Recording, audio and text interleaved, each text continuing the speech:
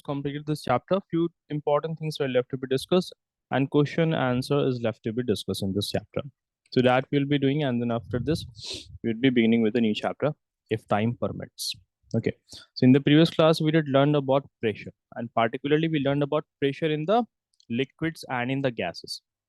So quickly, you guys tell me what are the important things we learned about pressure exerted in liquids and gases. Yes. What were the things we have learned quickly? Yes, Chakrika. Yeah. Fluid pressure, Hmm. atmospheric pressure, Okay. What were the characteristics of pressure in the fluid? What are the things we learned about this? pressure equals to force by area. Okay. Pressure equals to force upon area. Very good. And we did learn different things in this, like in the liquids, the pressure increases with the depth. As the depth Height. increases with the height, no, the pressure increases. Good. And why the pressure is exerted by the liquids? How is pressure exerted by the liquid? Yes, Gauri, Alif, and Chakrika. Read the first point. What we learned in the first place, we learned that the molecules of the liquids hits the walls of the container. That is how pressure is generated, right? Then we learned that as the height of the liquid increases, the pressure would be increasing. Getting it now? We did learn about one more thing. We did learn one more thing about this. We learned that the pressure exerted by the molecules at same depth or at same height would be equal. Okay. So hope that was clear to everyone in the previous class. Yes, Roni, how are you? Fine, sir. And we did learn about atmospheric pressure also. We were learning about this also, pressure exerted by gas as well, right now. But before we continue with this, you guys tell me, like there are some daily observations you can observe, like why your school bags have wide straps. Hmm? Your school bags have wide straps. Why is it so? It is related to pressure. So you guys tell me, your school straps, your school Sir, bags. I mean to say, yeah. higher Hmm. higher area, less pressure. More area, then less pressure, because Less both of pressure. them are inversely related to each other, right? So your school bag or the shoulder bag has wide strap made up of thick clothes so that the weight of bag may fall over a large area of your shoulder, thereby producing less pressure on the shoulder. And due to less pressure, it would be more comfortable to carry the heavy school bag. Same thing we did learned about the potter also. Why a potter would be carrying a heavy load on his while he would be carrying a heavy load on his head, so he will place a cloth above his head. So we did learn that. Then we did also learn a sharp knife cuts better than a blunt knife because of pressure, less area, hence more pressure. We did learn about the tip of the needle also. The tip of the needle is very sharp and pointy to increase the pressure. And we did learn about the example of the tractor as well, where we learned that um, the tires of the tractors are very wide, right now. So thereby they can stand easily on the mud, or it will be easier for the driver to run the tractor on the muddy area. Getting it? So that is something which we have done. Okay, what is the SI unit of pressure? Chikrika, Aleph, Gauri. Yes, Roni. Pascal. Pascal is the unit. Very good. Okay. Talking about pressure exerted by the gases. So we did learn a basic thing that particles of different substances have some kinetic energy. Hmm. It will be least in the case of solid objects, more in the case of liquid objects, and maximum in the case of gases. Right now, why? Because in gases, the particles have lots of empty spaces into which they can move. So they are said to have lot of kinetic energy. They are said to have a higher kinetic energy as compared to solid and liquid objects. So as the particles of the liquids were randomly continuously moving and hitting the wall of the container, so will be the particle of the gases also. They will also hit the container of the wall and thereby apply pressure on the wall of the container. So this is how pressure in the case of gases works. Getting it, guys? Hope that basic thing was clear to everyone. Okay. By the way, in the previous class, we did discussed about these three activities. Was it clear to everyone? Many times in exams, questions related to this activity is asked.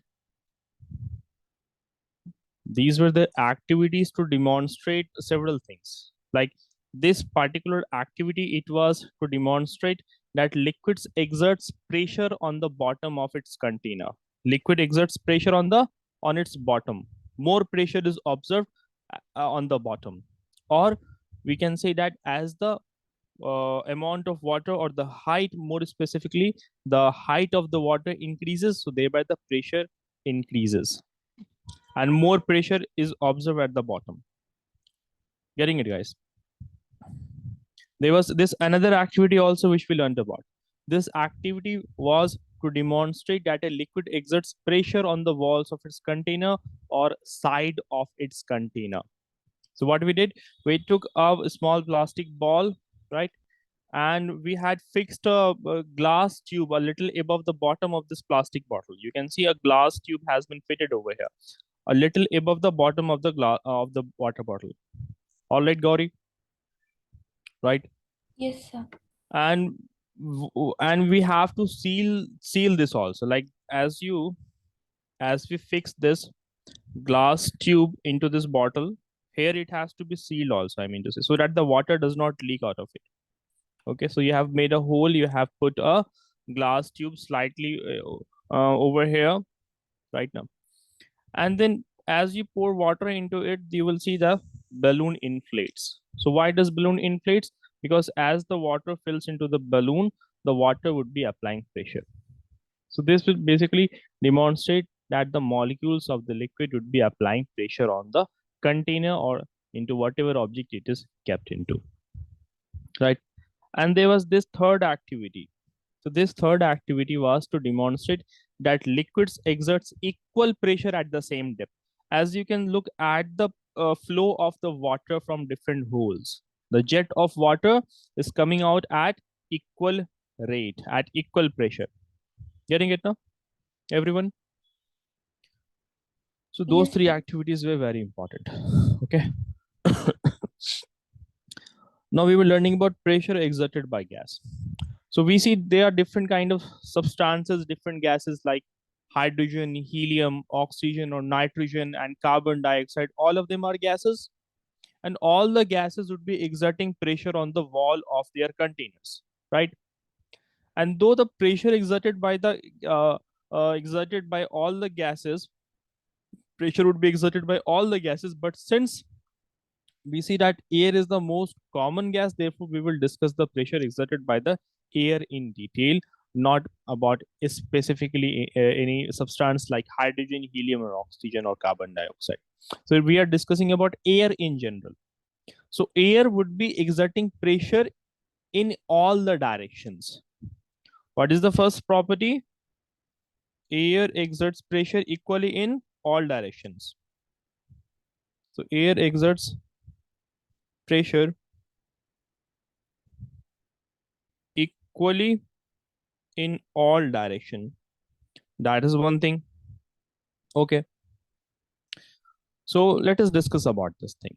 As you guys know that air is a mixture of gas and all the gases are made up of tiny particles which we are calling as molecules.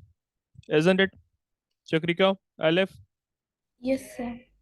right? So all the Yes, sir. gases are made up of tiny particles that we call as molecules, which would be moving very quick in all the directions. And this fast moving gas molecules would be colliding with one another also, right now? They would be colliding with one another and they will be colliding with the wall also, wall of the container. Okay. So these fast moving molecules, the one that you see in the pink colors, these are the molecules of the air of the gases, let's say, gas molecules. So when these fast molecules fast fast moving gas molecules would be colliding with each other and with the walls of the container, they would be exerting a force on the wall of the container. So the force that is produced by the gas or the air pressure, this force would be producing a air pressure right now.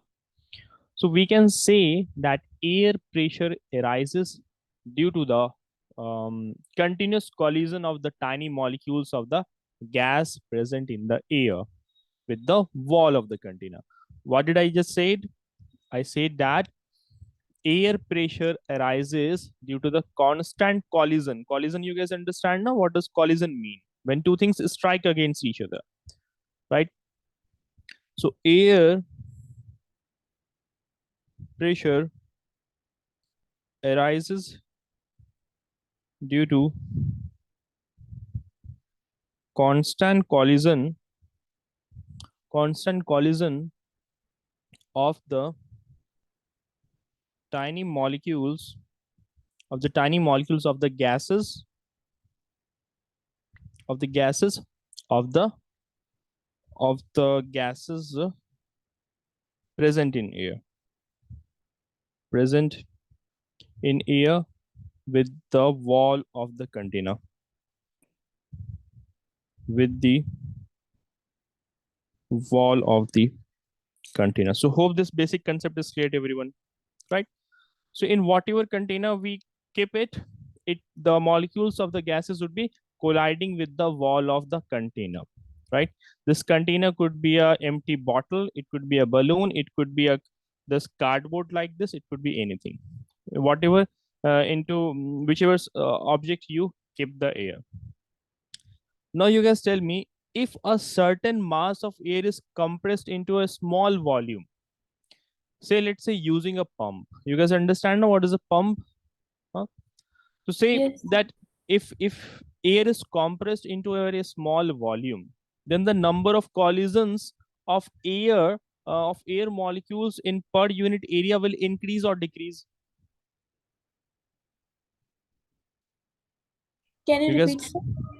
my question is that, say that if you were to if a certain mass of air is compressed into a very small volume, let us say that you have taken a empty syringe, let us say empty syringe, or let us say you have taken a balloon, let us say, getting it,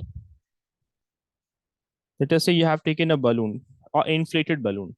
So if you were to try to decrease the volume of this balloon by pressurizing it, right now by compressing it, so in that case, you guys tell me, the collision of the air molecules present inside this will increase or decrease? Sir, English. Increase logically, isn't it? So due to this increased collision, the pressure inside this will increase or decrease. As the collision increases, so thereby the pressure also increases now, and hence the balloon explodes. Getting it, guys? So another important thing right now which we have discussed, if anyone have any doubt in it, please let me know. What I just said, that if a certain mass of air is being compressed into a small volume, let us say by using a pump or something, then the number of collisions of air molecules is again going to increase, and hence the pressure exerted or pressure will go up, pressure will increase. Getting it what I'm trying to say? Yes, Yes, sir. Right? So here, can we like, since we are having a general discussion, can't we let us take into consideration the terms like volume and air as the same, volume and area as the same thing, let's say. So here we are trying to reduce the area of the balloon. So as the area decreases, thereby pressure increases. That is something which we have learned earlier. Remember, guys, am I audible? yes, sir. Okay, Yes. okay. Hmm. So remember the inverse relation of pressure with area. So here you have tried to reduce the area of the balloon by trying to compress it. More specifically, it's actually volume, but let us say you are decreasing its area right now. So if area is decreased, thereby pressure will, yes, pressure will increase now. Is that clear to everyone? Yes, sir. Okay, now. Yes, sir. Okay, so that is one thing which we have learned. Okay, so if volume of air is decreased by using a pump, let us say using a pump, then pressure will increase. Then pressure increases. So that is something which we have learned right now. Okay. All right. Furthermore, uh, furthermore, we get to see this thing also, like in the case of atmospheric pressure. In the previous class, I did also told you guys that there's a huge mass of air molecules present above us, present above our head. Just to give you a rough data about this, see the weight of the of the column of air right above your head, or let us say that the weight of air in a column of height of atmosphere and area about 10 to 10 centimeter. Say that if you were to take an area this much of an area,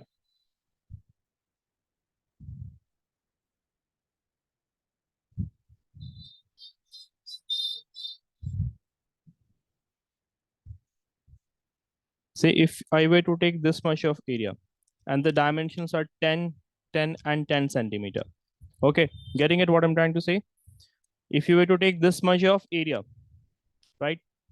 So the weight of air in a column of this much of air would be about 1000 kilogram. This is roughly the same as the area of our head. That is, you have about 1000 kilogram of air on your head. Getting it? So this, like the dimension of our head is almost the same as this, right? Like the width of the skull, the height of the skull, let us say it's almost about 10 centimeter. 10 centimeter like this, 10 centimeter like this. Getting into what I'm trying to say? So it Yes, is sir. being said that the weight of air in just a column of 10 by 10 by 10 centimeter of area is equivalent to about 1000 kilogram. So it means that right above our head, the weight of air is about how much? 1000 kilogram. Getting it, guys? But you might wonder, like, why do we don't feel this pressure? Why our head does not explode? There's a Sir, it Mhm. is that the atmospheric pressure is applied Hmm. on all our bodies. Yeah, it will learning about that in a detail. In detail, first of all, let us get to know about this atmospheric pressure in detail. So, as we know, there's a layer of gas that is present around the Earth's surface. The air present in this atmosphere, it exerts a pressure on the Earth that we call as atmospheric pressure, right? Getting it? Yes.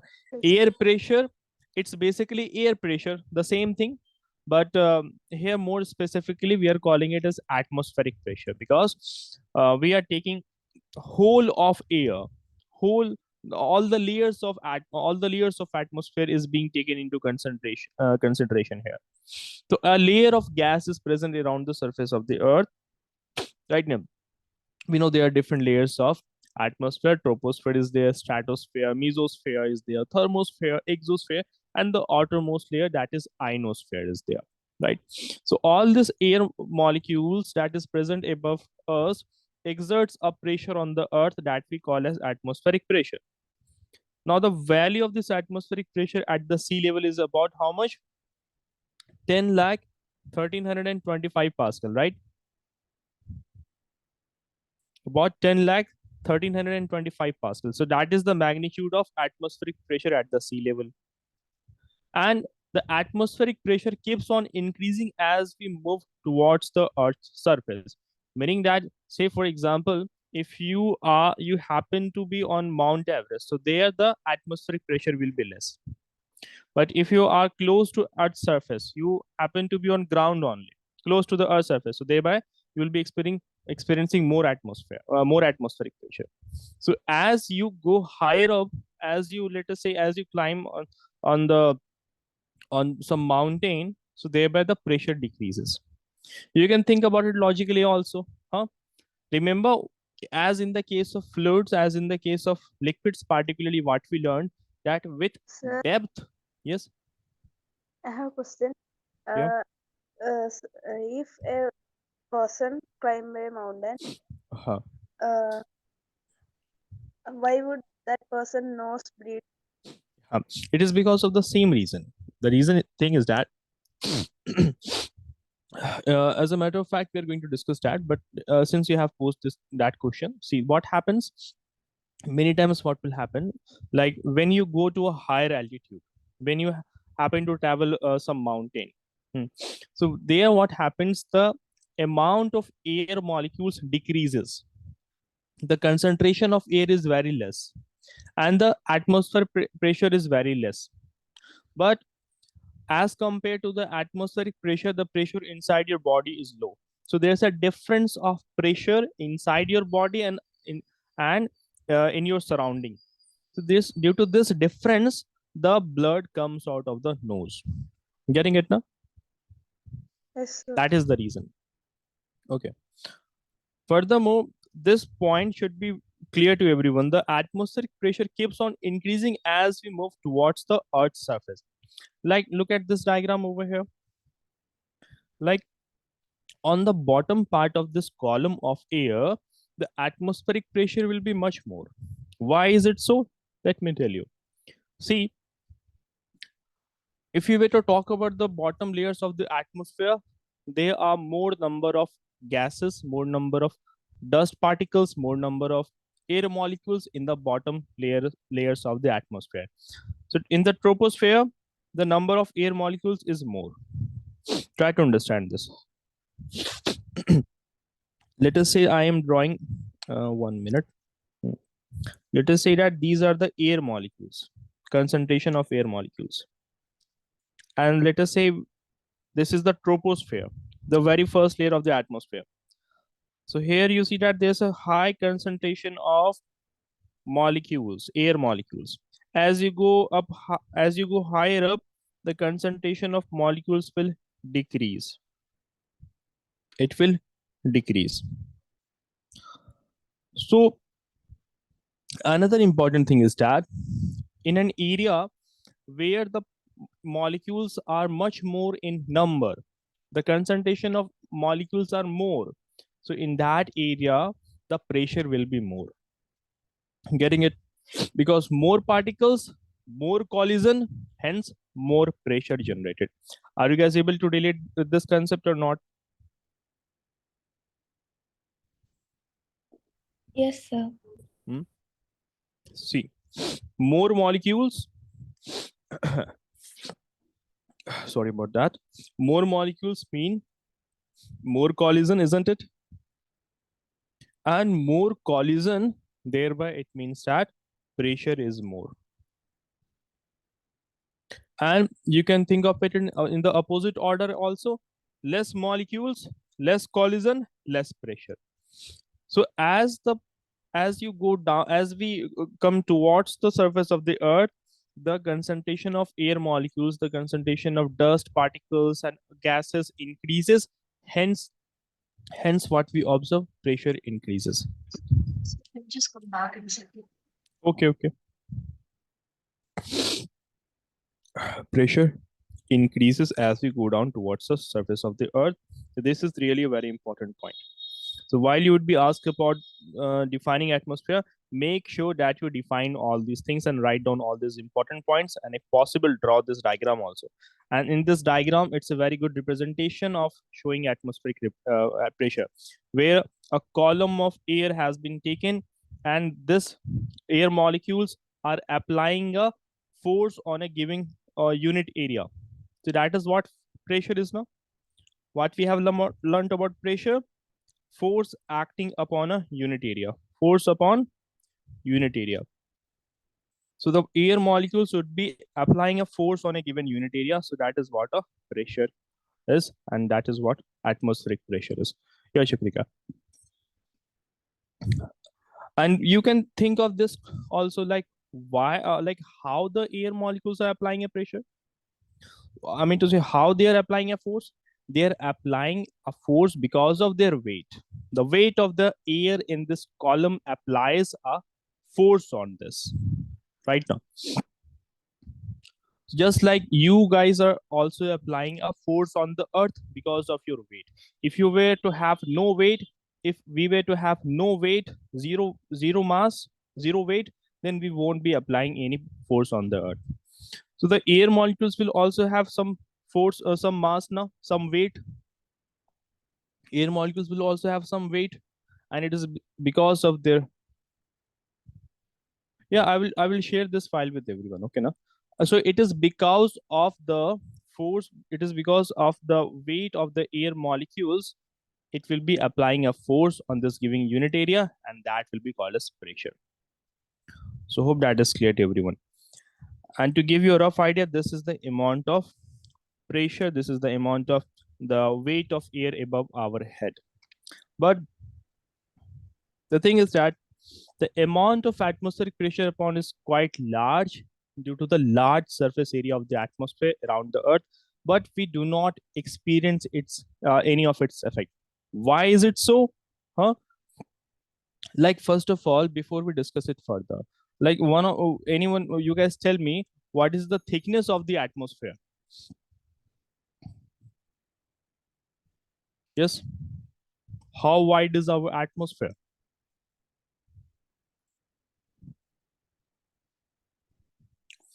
Yeah. Anyone? How thick is our atmosphere?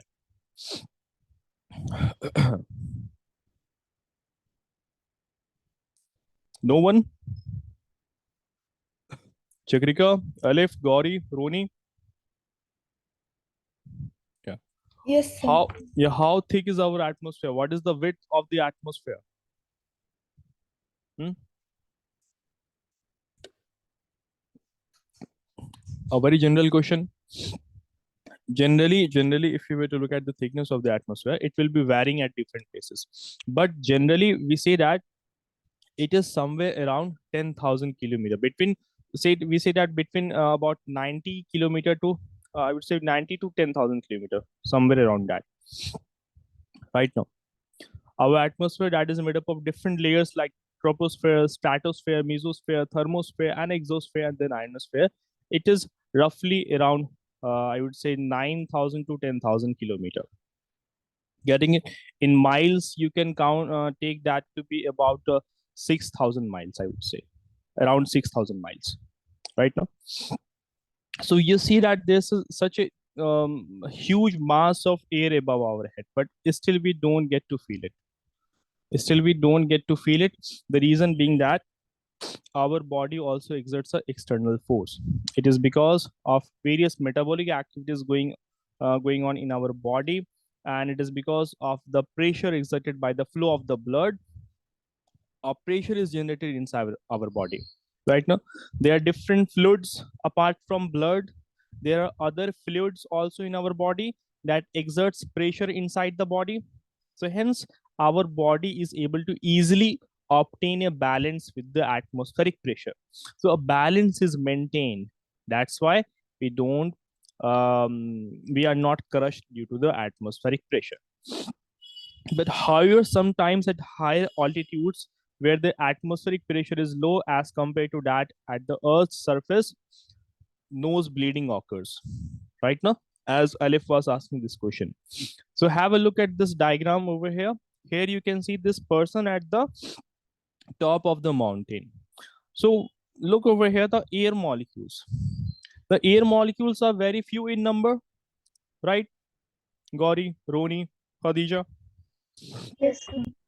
And as you come towards the Earth's surface, close to the Earth's surface, the air molecule increases. The concentration of the air molecule increases, hence pressure will increase. Okay, now, and here there are less air molecules, hence pressure is less, right? So here, while the person is close to the Earth's surface, the pressure inside the body, and atmospheric pressure.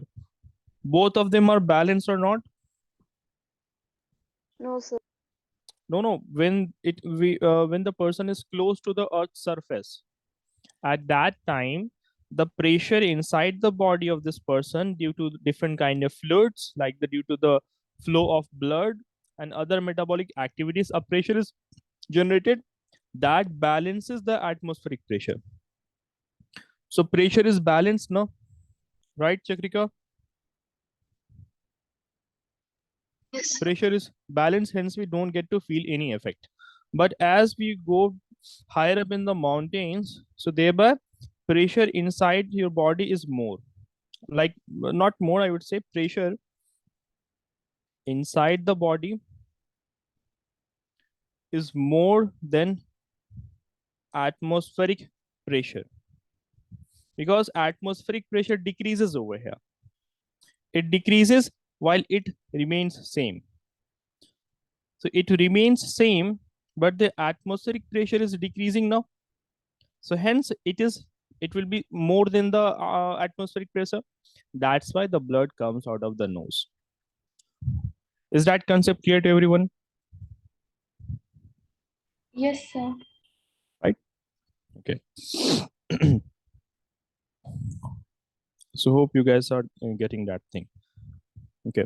Furthermore, in order to measure the atmospheric pressure, we have a device called as barometer. So make sure that you memorize the name of this device. That is barometer, and this is the image of it. Okay, now, right?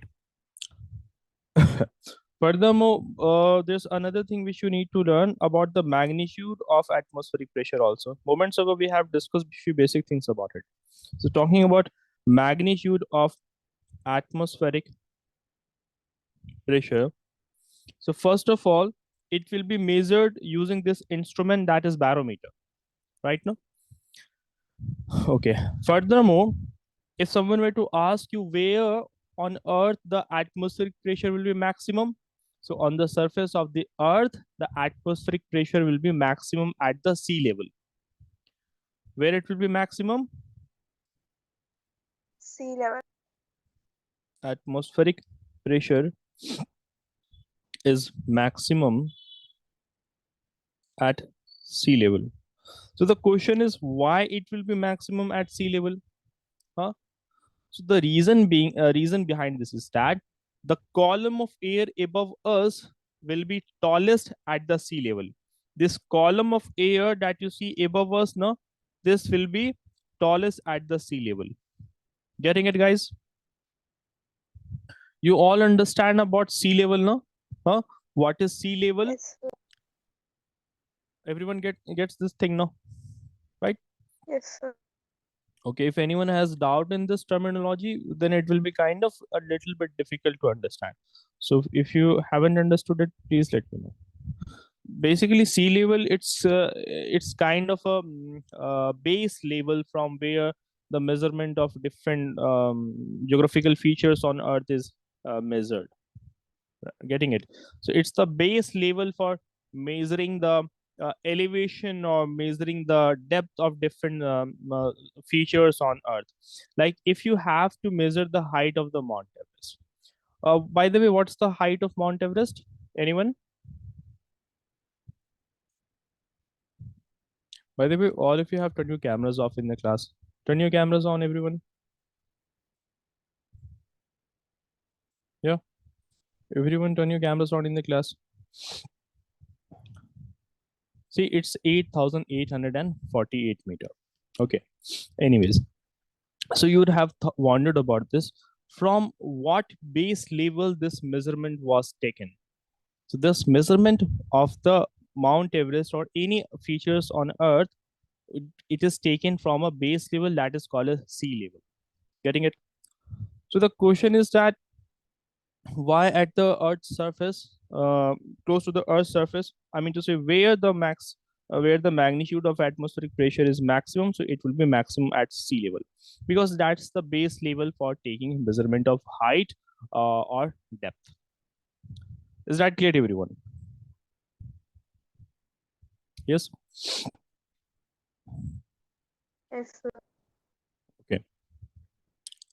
And we did learn that As we go up higher in the atmosphere from the surface of the earth, the atmospheric pressure keeps on decreasing, as you learned in this activity. Okay, so the atmospheric pressure on the top of the mountain will be much less than its base. It will be much less than its base. Okay, now usually we have learned about the unit of pressure is Pascal. That's what we have learned, that the SI unit of pressure is Pascal. But atmospheric pressure is usually measured in a unit. Talking about unit of atmospheric pressure, it is measured in a unit called as millimeters of mercury. Yes, Khadija, that is millimeters of mercury. In short, this is written as mmHg. Hg is the symbol used for writing mercury in short. Okay, now getting it? So for the sake of convenience in writing, it is simply written as mmHg. Hg is the chemical symbol used for writing mercury in short. Okay, now. So this is the common unit for expressing and measuring atmospheric pressure. That is, it is read as millimeters of mercury. Okay. Now, talking about what is the atmospheric pressure at the sea level in this unit, that is 760 millimeter of mercury. You guys getting this now? 760 millimeter of mercury. That is the atmospheric pressure at sea level. Okay. Now here we have one activity. Just 1 minute. Just look at this image over here. This is an activity to show that atmospheric pressure exists. If you're asked to demonstrate that, show me that atmospheric pressure exists. You all might have done this activity, done this at home.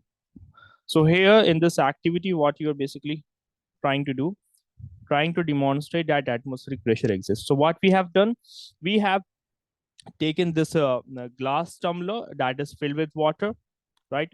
And we have placed a wooden or paper card over here. Okay. So you initially you have taken it like this. Okay. And you have placed a cardboard or paper card or something over this. And this has been filled with water. Filled with water. So as you invert this, the water will not fall down. The reason being, atmospheric pressure will be acting upon it. So what we have done in this, let me repeat again. We have taken a glass tumbler, and we have filled it to the brim, filled it completely with water, and covered it with a piece of thick and a smooth card. Let us say you have used a smooth card to cover it. Okay. Now, keeping the card in position with one hand, keeping the card in position, let us say I am holding that glass tumbler. So keeping the card in position with one hand, we invert the glass tumbler full of water. And the hand supporting the card, we will slowly withdraw it. Slowly, not suddenly, but slowly. So thereby what we'll observe here, we will see that the piece of card, it does not fall down. It does not fall down right now, although the tumbler is full of water, but this piece of card is not falling down. So why? Because the atmospheric pressure is acting on the card in the upward direction and hence holds the card in its place. So thereby, what you observe here, another important thing to be discussed in here is that this upward atmospheric pressure acting on the card must be greater than the downward pressure of water on this card. Getting at what I'm trying to say? The upward atmospheric pressure acting on this smooth card must be greater than the downward pressure acted by the water. That's why it does not fall down. Yes, Khadija, Gauri, you Yes, guys sir. getting it? Getting it, everyone? Yes, sir. Okay, so this was an activity to show the existence of atmospheric pressure. Has anyone ever done this? Yes, sir. Good. Try for those of you who haven't done this, try doing it after the class. Okay, no? That is one thing. Now there's one another important thing which we are going to learn. Have a look at this image first of all. So here in this there was a experiment done. Okay, now so in this experiment it was basically done to show that to show the existence of large atmospheric pressure around us. Here you had seen example of atmospheric pressure, right? Now in this activity this is being done to show the existence of to show that a large atmospheric pressure is existing around us, right? Okay, so here what has been done in this activity now, try to understand first of all. This was an activity. First of all, know the name of the activity, by the way. This was an activity called as I think Magdeburg, yeah, Magdeburg hemispheres experiment. Hemispheres experiment. Now what was the aim of this activity? Aim of the activity was to show existence of large atmospheric pressure. Large atmospheric pressure, I'm writing in short. Okay, so the whole setup of the activity consisted of two hollow hemispheres made up of copper. So as you can see in this image, sphere, you guys understand now what is sphere, Yes, sir. right? You would have studied about that in mathematics. So you split a sphere into two parts, so then you will have two parts of the sphere. Each of them will be called a hemisphere. Each of them will be called as a hemisphere, right? Furthermore, you can see in this apparatus that each of the hemisphere has a hook attached onto it, right? And one of the hemisphere has also a side tube which can be connected to a vacuum pump, as you can see in this one. This is a side tube which can be connected to a vacuum pump. All right, guys, getting it? What is the purpose of this side tube? So that it can be connected to a vacuum pump. I will explain the use of that in a minute. So first of all, what has been done? These two hemispheres have been tightly fitted, right? And they become airtight. Right now, when they are being joined together, so they become airtight. Okay. Furthermore, the air present inside this can be taken out via this vacuum pump. The air present inside the sphere will be taken up, just 1 minute, yeah, will be taken up via the vacuum pump. Getting it? Okay. So far, everyone getting it now? Okay. Now, in order to perform this experiment, as we join these two hemispheres together, and as the air is completely removed from the space present inside this sphere by using a vacuum pump, what happened? As you remove all the air from it, from inside these hemispheres, so thereby vacuum was created in it. There is no air molecules, no air inside this, hence that is vacuum. Getting it? So then these two hemispheres, while we try to pull it apart while we are trying to pull it apart, so it was extremely difficult to pull it apart. It was extremely difficult to pull it apart. Huh? Why is it so? This is due to the fact that since there is no air inside this, so the unopposed atmospheric pressure is acting over the whole surface of this hemisphere from outside, and it be pressurizing it with great force, with great amount, right now. So in this whole activity, what we have learned in this setup, what we basically did now, we took two hemispheres, we joined both of them were joined, air was taken out via vacuum pump, right? So there was no air inside this. So technically we see that there is no pressure inside this vacuum, inside this hemisphere, right? Chakrika, Gauri, Alif, Khadija and Roni. Yes, sir. Since there is no air, there is vacuum, so there is no pressure. There is no pressure. So the atmospheric pressure that will be acting upon it will be completely unopposed. There is no counteracting force.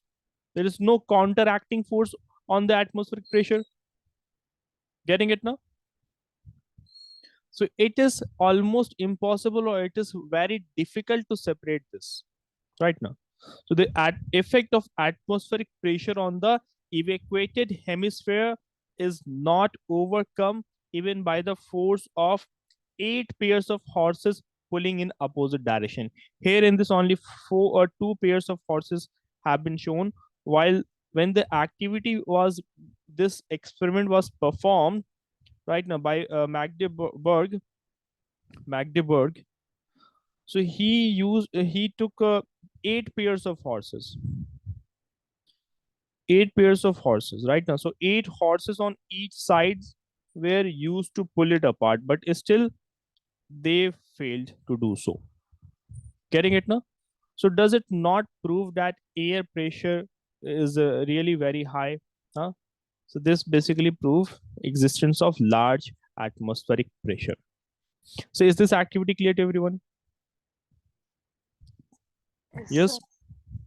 sir. Everyone or not, please let me know. Chakrika, you got this? Khadija, Roni, Yes, sir. what about you guys? Yes, sir. If anyone has any doubt in it, please let me know. Okay. Okay. There was a few more things to be discussed about application of atmospheric pressure in our daily life. First of all, have a look at these images. Application of atmospheric pressure in daily life. Okay. Say, for example, look at this second image first of all.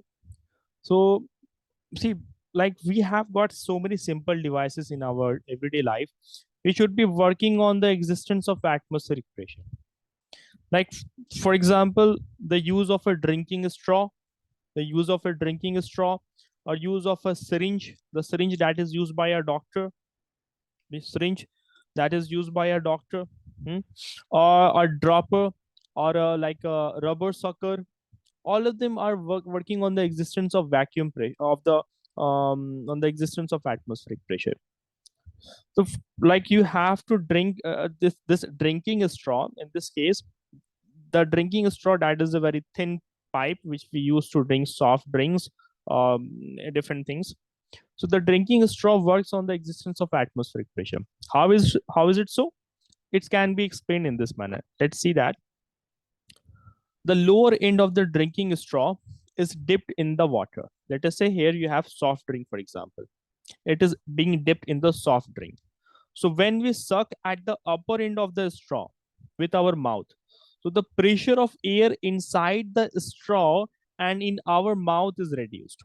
What I say that when we suck at the upper end of this straw with our mouth, so the pressure of air inside the straw and in our mouth is reduced, but the pressure acting on the surface of the soft drink is equal to atmospheric pressure.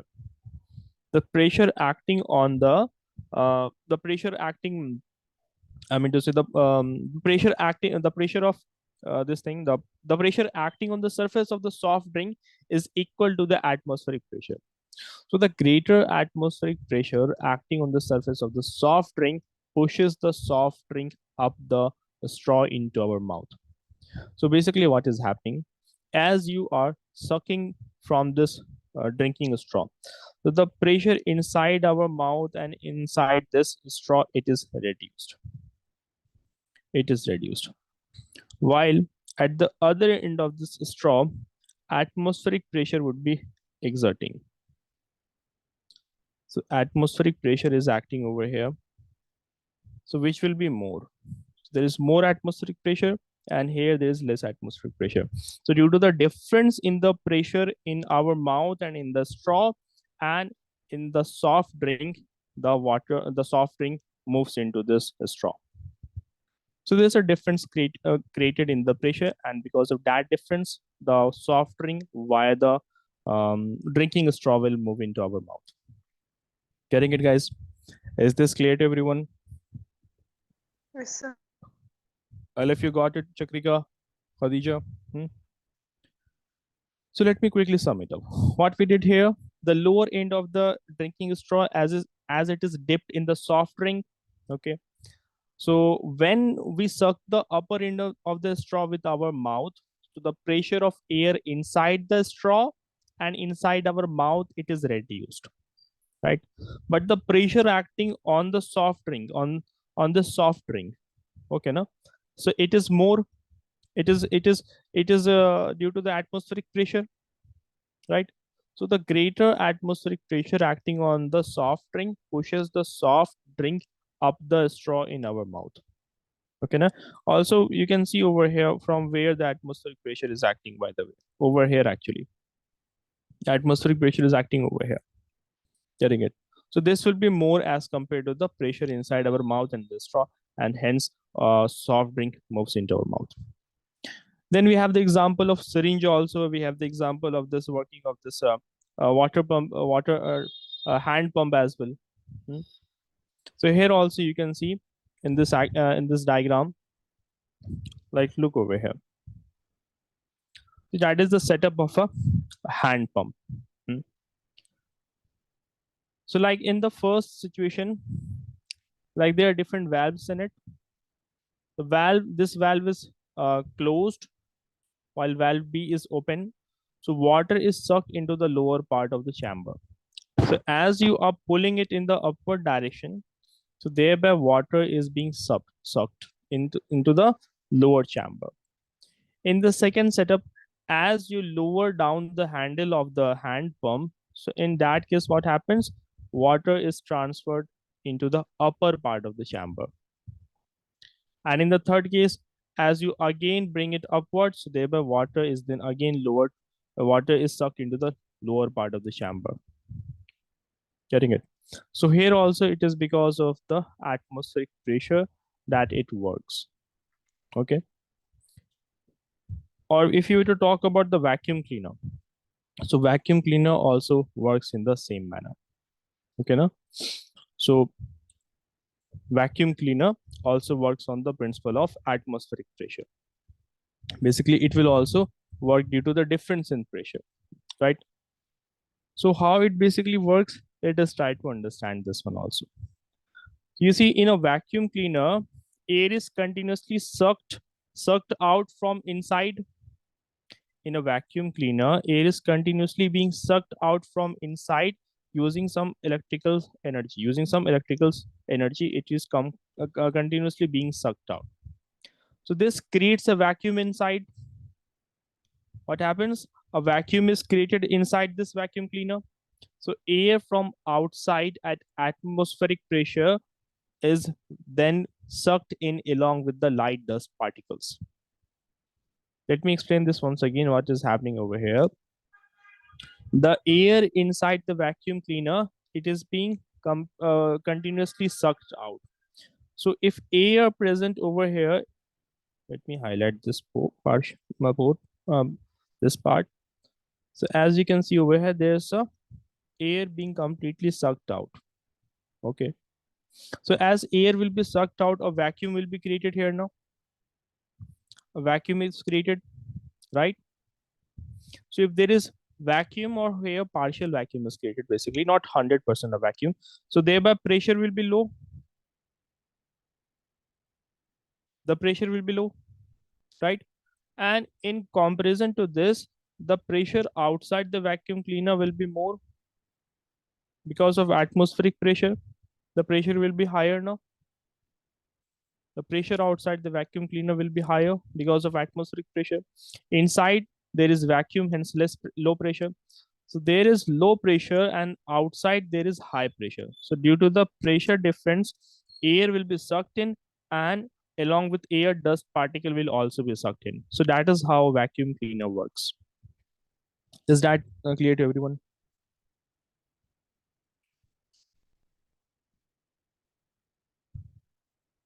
Yes, you guys understood the application of atmospheric pressure in our daily life. The different things that we use, like a syringe, like a drinking straw, or a hand pump, or this vacuum cleaner, all of them works on the concept of difference in pressure. Getting it? Yes, We sir. have we had example of rubber sucker also right now. So that is one thing. So before we end the class, let us do this question. All of you do the question before the class ends. Sir, I got the answer. Okay. Answer in the chat box. So, I'm done. On this ID, if it is it visible to everyone, by the way, this ID.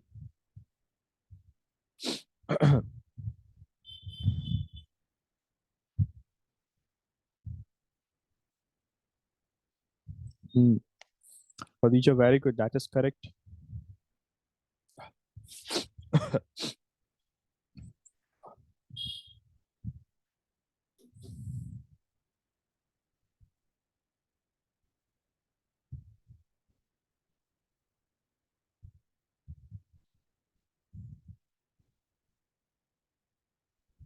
You have to find the net force, the resultant force acting on this given body. No, you don't have to answer the direction. No, you have to answer the magnitude. What is the magnitude? Yeah, the direction of the force, that is correct, Aleph. And, okay, now the force should be acting in left direction, but what is the magnitude?